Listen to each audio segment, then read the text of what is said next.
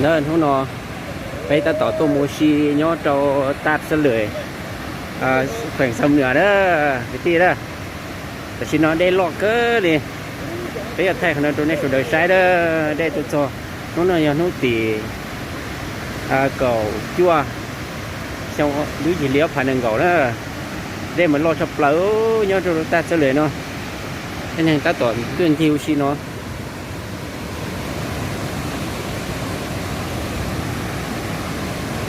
ได้รอชับเปล่าเด้อ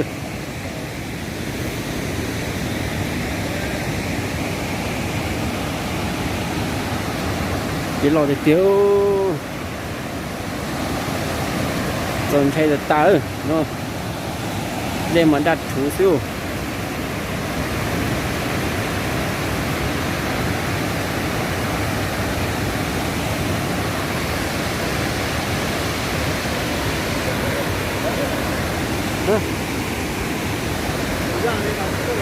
ok thế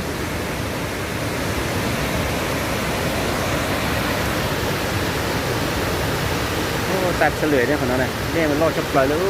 สนใจใช่ไหมจัดถูใช่ไหมที่เลย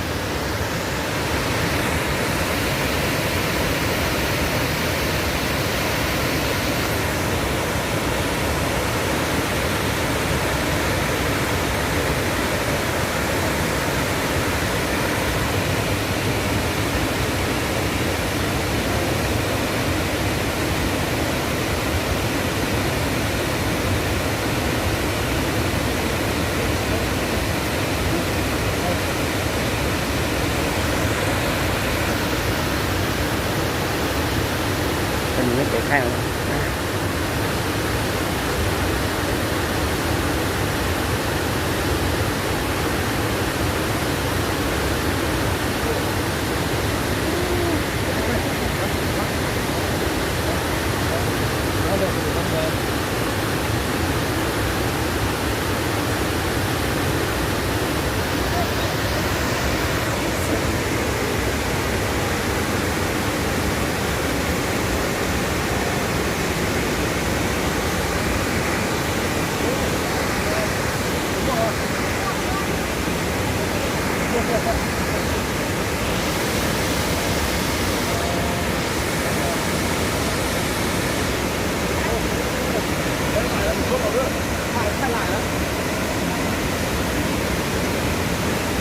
ป้าแทนไปอยู่